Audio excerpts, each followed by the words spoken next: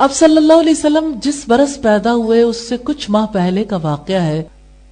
ابرہہ جو تھا وہ حبشی تھا اور صنعاء سے تعلق رکھتا تھا. مفسرین نے بھی اس واقعے کو نقل کیا ہے، خود قرآن حکیم میں اللہ پاک نے اس واقعے کو ذکر کیا ہے، اور اس واقعے کا تذکرہ سیرت کی کتب میں بھی ملتا ہے. موسٹ اتھینٹک چیز اللہ تعالیٰ کی کتاب میں آئی ہے سورہ الفیل. الم تر کیف فعل ربک باصحاب الفیل، کیا آپ نے نہیں دیکھا کہ آپ کے رب نے ہاتھی والوں کے ساتھ کیا سلوک کیا. الم یجعل کیدہم فی تضلیل، کیا اس نے ان کی تدبیر کو بیکار نہیں کر دیا. وَأَرْسَلَ عَلَيْهِمْ طَيْرًا أَبَابِيلَ، اور اس نے ان پر جھنڈ کے جھنڈ پرندے بھیجے. سبحان اللہ. ترمیہم بحجارۃ من سجیل، جو ان پر کھنگر کی کنکریاں پھینک رہے تھے. فجعلہم کعصف مأکول، پھر اللہ تعالیٰ نے انہیں کھائے ہوئے بھوسے کی طرح کر دیا. عجیب واقعہ جس کے بارے میں اللہ پاک نے اس وقت رسول اللہ صلی اللہ علیہ وسلم کی اونٹنی سے ایسا کام کروایا جب آپ صلح حدیبیہ کے لیے مکہ سے 8 میل کے فاصلے پر موجود تھے.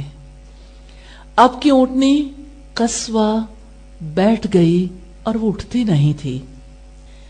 صلح حدیبیہ والے سفر میں جب مکہ کی جانب جا رہے تھے، اس گھاٹی پر آپ پہنچے جس کا راستہ مکہ کی طرف اترتا تھا، تو آپ کی اونٹنی کو صحابہ کرام بیٹھنے کے بعد بار بار کہہ رہے تھے حل حل، اٹھانے کے لیے بار بار آوازیں دے رہے تھے. تو لوگوں نے اونٹنی کے بارے میں ریمارکس دیے کہ قصوہ، رسول اللہ صلی اللہ علیہ وسلم کی اونٹنی کا نام ہے کہ وہ ضد کر گئی ہے، اڑ گئی ہے. تو آپ صلی اللہ علیہ وسلم نے فرمایا قصوہ نہیں اڑی، نہ اس کی یہ عادت ہے، بلکہ اس ذات نے اسے روکا ہے جس نے مکہ میں ہاتھی والوں کو روکا تھا. سبحان اللہ. تو آپ صلی اللہ علیہ وسلم نے کس طرح سے اس واقعے کی جانب اشارہ کیا. صحیح بخاری کی حدیث کا نمبر ہے 2731. اس واقعے کا تذکرہ ہمیں امام ابو حاتم کی کتاب السیرہ النبویہ میں ملتا ہے کہ ایک بادشاہ جس کا نام ابرہہ تھا. کیا آپ جانتے ہیں ابرہہ کہاں کا رہنے والا تھا؟ ابرہہ حبشہ کا رہنے والا تھا، لیکن اس نے یمن پر قبضہ کر لیا تھا، یعنی جنگ کی اور جنگ میں تسلط حاصل کر لیا. صنعاء میں اس نے ایک گرجا تعمیر کروایا اور اس کا نام القلیس رکھا. اس کا منصوبہ یہ تھا کہ سب لوگ حج کرنے کے لیے بیت اللہ کی طرف رخت سفر باندھتے ہیں، اور وہاں ظاہر ہے کہ صرف لوگ عبادت کرنے نہیں جاتے تھے، بہت بڑی تجارت بھی ہوتی تھی. تو اس کا جی چاہتا تھا کہ تجارت کا جو نفع اہل مکہ کو ہو رہا ہے وہ نفع اہل صنعاء کو ہو جائے. اس لیے اس نے یہ منصوبہ بنایا کہ عربوں کے حج کا رخ اس کی جانب پھیر دے. اس وجہ سے اس نے طے کیا تھا کہ میں مکہ میں جا کر اس گھر کو ہی ڈھا دوں گا. اور پھر یوں ہوا کہ حمیر کا ایک بادشاہ تھا جس کا نام ذو نفر تھا. وہ اپنی وفادار قوم کو لے کر ابرہہ کے مقابلے کے لیے نکلا، مگر اسے شکست کا سامنا کرنا پڑا. جب اسے گرفتار کر کے ابرہہ کے سامنے پیش کیا گیا تو ذو نفر نے اس سے درخواست کی کہ مجھے قتل نہ کریں، میں آپ کے کام آ جاؤں گا. تو ابرہہ نے اسے زندہ رکھا اور قتل کرنے کی بجائے قید کر لیا. پھر ابرہہ کعبے کی جانب روانہ ہوا. جب خسم قبائل کے قریب پہنچا تو نفیل بن حبیب نے کچھ یمنی قبائل اپنے ساتھ ملا کر جنگ کی، لیکن ابرہہ نے انہیں بھی شکست دے دی. نفیل نے بھی وہی بات کی جو اس سے پہلے کے ساتھی نے کی تھی. اس نے بھی کہا مجھے قتل نہ کرنا، میں تمہارے کسی وقت کام آ جاؤں گا، اور میری قوم بھی تمہاری فرما بردار ہے اور آپ کا ان پر مکمل کنٹرول ہوگا. اگر آپ نے مجھے زندہ رکھا تو میں اپنی قوم کو آپ کے ساتھ جنگ کرنے سے باز رکھوں گا. ابرہہ نے उसे भी जिंदा छोड़ दिया। और फिर ये हुआ कि नुफैल ने उसकी रहनुमाई की। जाहिर है कि उस दौर में वो रोड्स की सूरत हाल ऐसी नहीं थी और ना ही ऐसी सूरत हाल थी जिसकी वजह से उसके लिए आसानी से पहुंचना मुमकिन हो जाता। इसलिए रास्ते से वो लोग गाइड लिया करते थे। अबरा इसी तरह से गाइड लेते लेते ताइफ जा पहुंचा। मसूद बिन मुअत्तब बनु सकीफ के कुछ लोगों के साथ लेकर उससे मिला और कहा, ए बादशाह, हम तेरे गुलाम हैं, आपसे मुखालफत नहीं करेंगे। हम तो लात को पूजने वाले और तुम्हें लात से कोई गर्ज ही नहीं है। लात उनके बुत का नाम था कि तुम तो ये चाहते हो मक्का चले जाओ, तो चलो हम आपके साथ किसी शख्स को भेज देते हैं जो आपको गाइड कर दे। उन्होंने अपने एक गुलाम को अबरहा के साथ कर दिया और गुलाम का नाम अबू रिगाल था। रास्ते में वो फौत हो गया। अहले मक्का जब उसकी कब्र के पास से गुजरा करते थे तो उसे पत्थर मारा करते थे कि ये शख्स था जो अल्लाह के घर को ढहाने के लिए आने वालों की रहनुमाई करने के लिए निकला था। फिर ऐसा हुआ कि अबरहा ने असवद बिन मकसूद को अपने हरावल दस्ते का कमांडर बनाकर भेजा। मक्का में अहले हरम उसके पास जमा हो गए। उसने अरुक नामी जगह से अब्दुल मुत्तलिब के 200 ऊंट अपने कब्जे में ले लिए। फिर अबरहा ने हुनाता हुमैरी को अहले मक्का के पास भेजा और कहा कि शरीफ मक्का से मिलकर मेरा पैगाम पहुंचा दो। मैं जंग के लिए नहीं आया, मैं तो सिर्फ उस घर को ढाने के लिए आया हूं, यानी बैतुल्लाह को गिराने के लिए आया हूं। हुनाता जो था वो मक्का में अब्दुल मुत्तलिब यानी बनु हाशिम के सरदार से मिला और कहा, मुझे बादशाह ने आपकी तरफ भेजा है कि मैं आप पर वाजे कर दूं, लेकिन बादशाह आपसे जंग करने के लिए नहीं आया, वो तो सिर्फ इस घर को ढाएगा और वापस चला जाएगा। लेकिन अगर आप लड़ाई करोगे तो वो भी आपसे लड़ाई करेगा। अब्दुल मुत्तलिब ने कहा, हम तो जंग करने का इरादा नहीं रखते। रसूलुल्लाह की पैदाइश से कुछ अरसा पहले, ये वो दौर था जब आप सल्लल्लाहु अलैहि वसल्लम से आपकी वालिदा हामिला थी। इस दौरान ये सारे वाकयात रूनुमा हो रहे थे। उस मौके पर अब्दुल मुत्तलिब ने कहा कि हम तो लड़ने की ताकत नहीं रखते। हुनाता ने अब्दुल मुत्तलिब से कहा, फिर मेरे साथ बादशाह के पास चलो। अब्दुल मुत्तलिब को साथ लेकर वो फौजी कैंप में चले गए। अब्दुल मुत्तलिब जब वहां पहुंचे तो बादशाह के साथ बातचीत हुई। तो अब्दुल मुत्तलिब ने कहा कि देखो, हम तो आपके साथ लड़ना नहीं चाहते, आप मेरे ऊंट वापस कर दो। हुनाता ने तारुफ करवाते हुए कहा था, ये सरदार हैं कुरैश के और आपके साथ बातचीत करने के लिए आए हैं। आप इस बात को पेश नजर रखिए कि सफीर जब किसी बादशाह के पास जाते हैं तो अपना जाती काम उसके सामने नहीं रखते। ये कदीम दौर के अरबों ने भी सीख रखा था। उसने कहा कि देखें, मैं तो आपके पास इसलिए आया हूं कि आप मेरे ऊंट वापस कर दें। तो अबरहा ने कहा, मुझे अफसोस है कि आप उस घर के बारे में बात करने की बजाय मुझसे ऊंटों की बात कर रहे हो। रसूलुल्लाह के दादा ने कहा, जिसका घर है वो अपने घर की खुद हिफाजत करना जानता है और वो उसकी हिफाजत कर लेगा। तुम मेरे ऊंट मुझे वापस कर दो। बिलीव है, बहरहाल इस बात को भी अपनी जगह पे देखने की जरूरत है कि बिलीफ कितना स्ट्रांग है कि ये अल्लाह ताला का घर है। अगरचे उस बिलीफ में, उस अकीदे में खराबी आ गई थी कि वो बुतों की परस्तिश करते थे और इबादत के तौर तरीके भी बदल गए थे, लेकिन अल्लाह ताला की जात पर पुख्ता यकीन था कि वो अपने घर की हिफाजत कर सकता है। तो अब्दुल मुत्तलिब से गुफ्तगू करने के बाद ऊंट वापस कर दिए गए और अबरहा ने मक्का जाने के लिए लश्कर को तैयार कर लिया।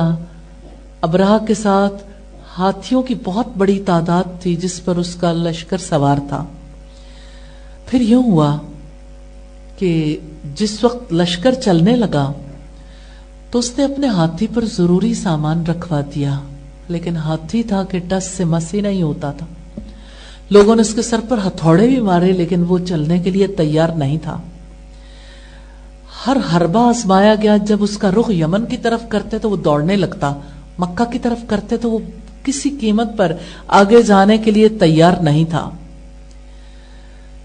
इसी तरह से ये लश्कर जब आगे बढ़ने की कोशिश करने लगा तो अल्लाह ताला ने चिड़ियों जैसे परिंदे भेज दिए और हर परिंदे के पास 3-3 कंकरियां थीं, 2-2 उनके पंजों में थी। आप इमेजिन करके देखिए, हर पंजे में भी कंकर है और चोंच में भी कंकर है। जिसको वो कंकर लगता था, नॉमिनेटेड होता था, उस कंकर के लगते ही हलाक हो जाता था। इस तरह फौज के खासे सिपाही मारे गए और जो बच गए उन्होंने वापस भागना शुरू कर दिया। अबरहा के लश्करियों ने तेजी से वापस जाना शुरू किया। कहीं ना कहीं कोई गिरता और मर जाता था। अल्लाह ताला ने अबरहा के जिस्म में एक बीमारी पैदा कर दी जिससे उसका एक एक पोर गिरने लगा। जब वो वापस पहुंचा तो एक चूजे की तरह रह चुका था, यानी उसका जिस्म इतना ज्यादा कम हो चुका था। इसी हालत में वो मर गया। इब्न इसहाक ने अपनी सीरत में ये बयान किया है कि अब्दुल मुत्तलिब ने, यानी रसूलुल्लाह के दादा ने, काबे के दरवाजे का कुंडा पकड़कर अल्लाह ताला से दुआ की थी अबरहा और उसके लश्कर के मुकाबले के लिए। अशार पढ़े थे, अल्लाह हर बंदा अपने घर की हिफाजत करता है, तू भी अपने घर की हिफाजत फरमा। कल इनकी सलीब और तेरी तदबीर दोनों का मुकाबला है, तेरी तदबीर उन पर गालिब आ जाए।